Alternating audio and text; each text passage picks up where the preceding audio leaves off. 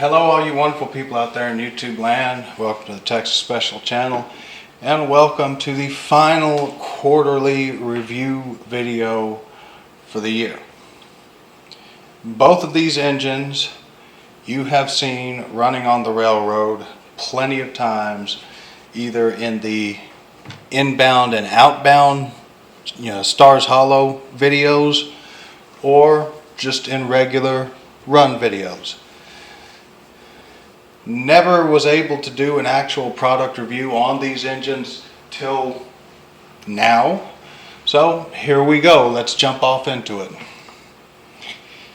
We'll start off with this Kato Southern Pacific SD45.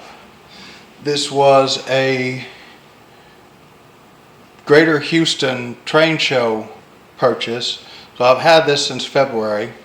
It is DC, but at a later date I'm going to get it converted to DCC with sound.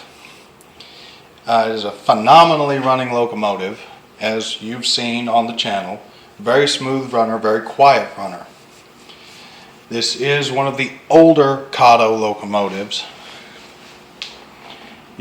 However, you can see that the lettering is still very well done. The paint is nice and even. You've got the bell detail here. You have fairly alright detailing on the trucks. Whoever owned this before me did not take the time to install the additional details that go on the trucks, your air brake pistons and whatnot, but that's okay. That doesn't change how it runs. You can see the brake shoes against the wheels there on the truck side frames. And of course the hand railings are in good shape. These are plastic hand railings. They've got a lot of give to them, so they should tolerate normal handling.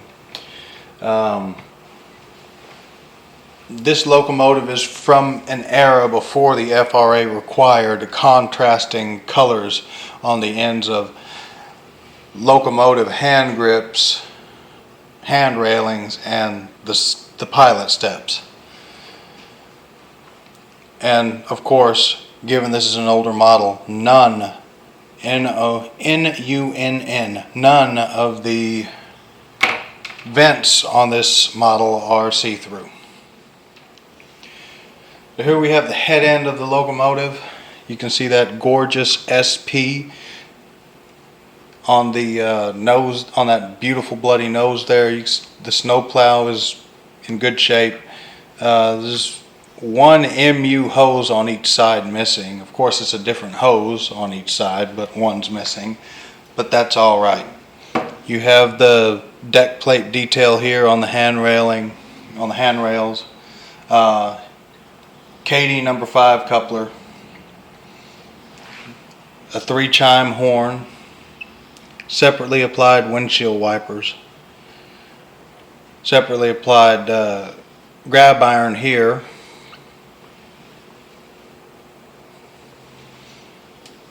and of course the sunshades on both sides. Oh, the little beacon, the little rotary beacon. And here we are on the engineer's side of the locomotive.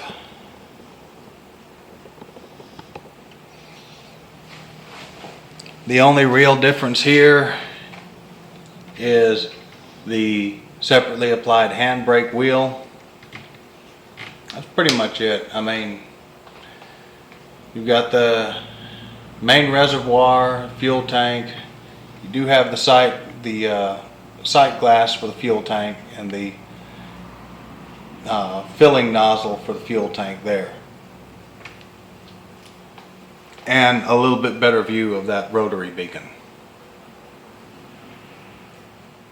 Alright, the rear of the locomotive. You can see a good shot of the Kato number 5. You got a pilot there that brakeman could stand on. The coupler cut lever, the hand railings. You have an MU cable port right there. That 7514 nicely done there. Of course, the number boards as well, and operating headlight here. Separately applied rungs down the conductor side on the rear of the locomotive.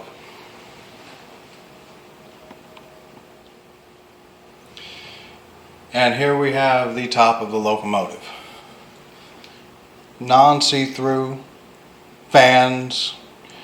You've got the exhaust stack here. Lots of cast-on detailing, the rotary beacon, the separately applied horn. There's really not a whole lot to this locomotive. It's a straight conventional DC locomotive. That being said, it is a very good running locomotive, and I've had nothing but pleasure out of this thing. It's given me absolutely zero problems, and it pulls whatever I put behind it. All right, this is a Lionel die-cast ES44AC, lettered obviously for Union Pacific Railroad, number 7454. If you couldn't tell, this thing has been very heavily weathered by its actual owner. This is another loaner unit. We're on the conductor side of the locomotive. I'm not sure how well you can see it, but there is a crew member in there. You will see him very well in a moment, though. You have very good detailing on the trucks. Very good. As a matter of fact, we're going to break this down just like we did on the SD70M. Stand by. Alright, now we're cooking with peanut oil. So, you can see separately applied hand irons here and here. Separately applied sand filling nozzle here. Number board. You can see the crew member right there. This has been added to simulate, locomotive went to the shop. They didn't have time to paint it. They didn't have a painted lid laying around. You can see the hand railings. The hand irons here are painted in contrasting colors in accordance with FRA rules. Same with the ends of the pilot steps there, and you can see the snowplow, the electro coupler, and some of the MU hoses. You've got the toilet discharge valve right here, toilet discharge pipe right there. You got the brake. There's actually a toilet in here if y'all didn't know. It's right there. You got the brake cylinders and all the appropriate roddage and linkage and whatnot. You got the brake shoes, the shocks, the rotating journal bearings. They don't actually rotate, but they are there. The detail is there, which I appreciate. Got the jack pad. You actually know this is the ground lights that shine down. Those operate. Those actually work on this model. The E-bell here. The emergency fuel shutoff valve. This grill and this grill are not see-through. You actually have a little rear view mirror here that folds in and folds back out. These hand railings are tough, very tough, and they're metal. Alright, so moving along to the center of the locomotive, you've got another non-see-through vent. You have some separately applied grab irons here. You have a little warning label right there that is actually legible. You have the digital fuel gauge on the side of the fuel tank, the fuel filler nozzle, and the OG sight glass. The walkway does feature non-slip tread.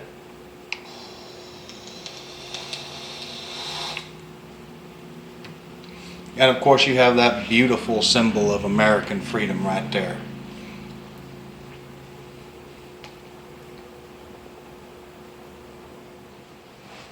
And finally, coming around here to the end of the locomotive, unfortunately, again, not a single one of those vents that you see, or grills that you see there, is see-through. You have the Locomotive handbrake here. You have the handbrake chain right here on the truck. You have all of the requisite braking equipment and whatnot. And again, you also have the brake shoes simulated there on the Locomotive.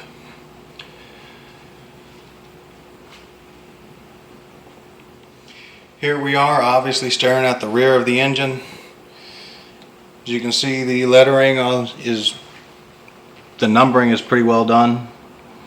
You have a sand filling nozzle right there. Dual LED headlights. Another chain for the safety chain. Appropriate handrail painting. An MU cable. Coupler cut level. The big air hose. And the MU hoses.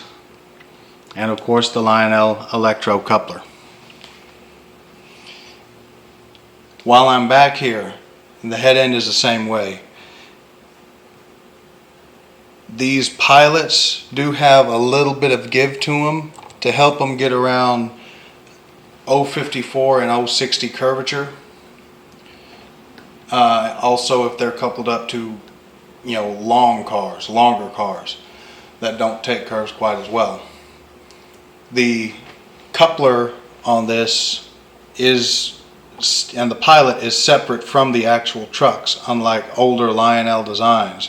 So this engine does have a minimum radius of 054. It will run on 042.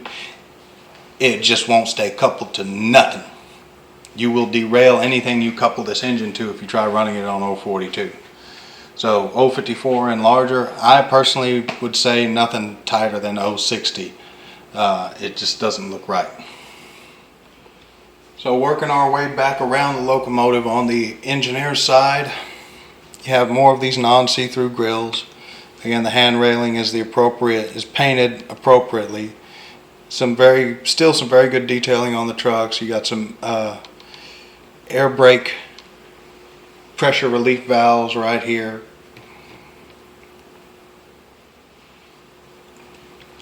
Here we see another good look at Old Glory, just on the engineer side again. You got your air tanks and appropriate air lines that are kind of dug into the side of the fuel tank there. Sight glass, fuel filler nozzle, emergency shutoff valve, the digital readout valve, and another fuel filler nozzle, as well as some more air brake detailing.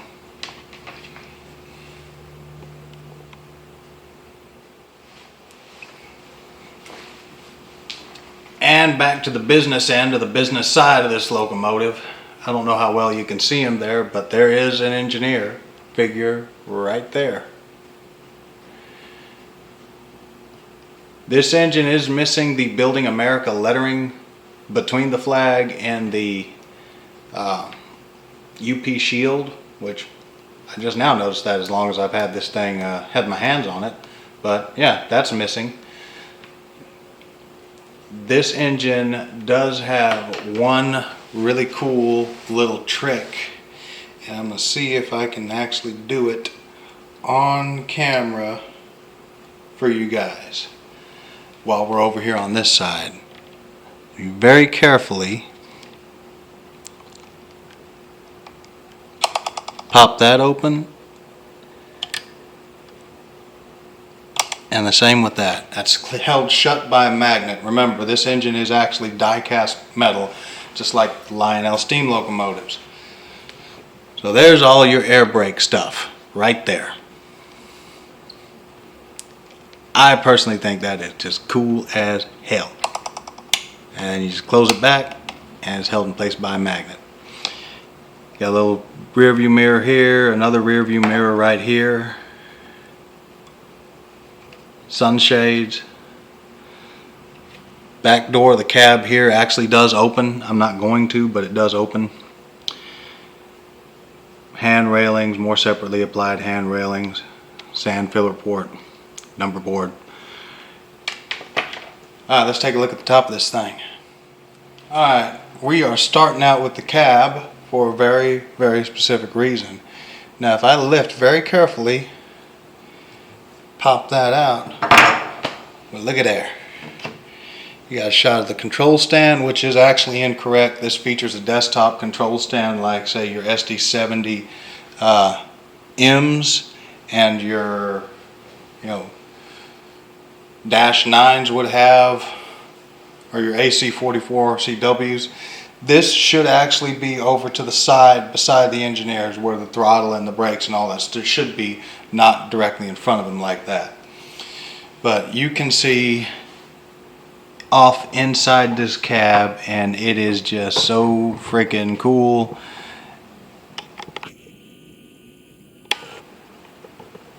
Right down to the electrical cabinet and the paperwork on the conductor and engineer's desktops.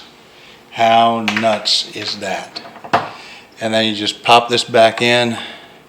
It is held in place by magnets.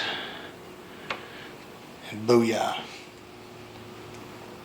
While we're up here, got the antenna array, all the GPS and PTC bull crap. Cast on detailing for the these lift out panels along the top here. And you can see a little better that non-slip tread I was talking about on the walkway.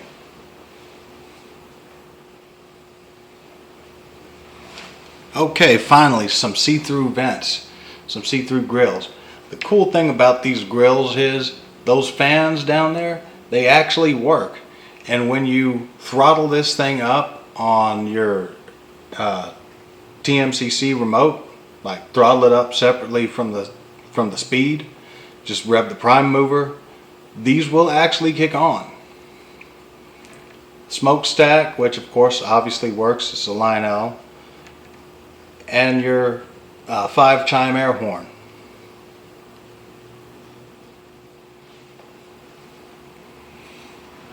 Okay, underneath the dynamic brake cooling grid, you see this control panel. So what you're looking at here is, this is your smoke switch, on or off. This is the Odyssey speed control switch, on or off. Now the Odyssey speed control helps regulate the speed of the locomotive especially if you have steep uphill or downhill grades on your railroad. Helps keep the engine from speeding up or slowing down based on gradient. This is the sound control switch, so you have signal sounds up here and rail sounds down here. This is your run program switch, so this side is program, this side's run. Program and run. And this is your volume control, your manual volume control. If you twist this to the left, that turns the volume down. If you twist it to the right, that turns the volume up. And that is a little Phillips head screwdriver hole that you see right there to work that. Put the dynamic brake cooling grid back in place. You just slide it into position and let it sit. It's held in place by those two small magnets that you saw there.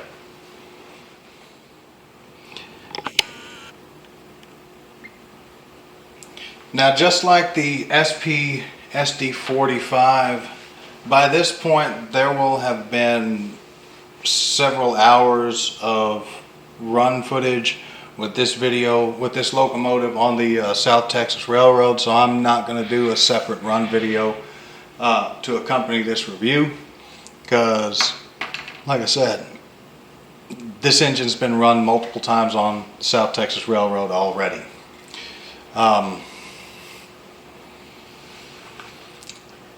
Thank you guys for watching. I hope y'all enjoyed it. Texas Special out.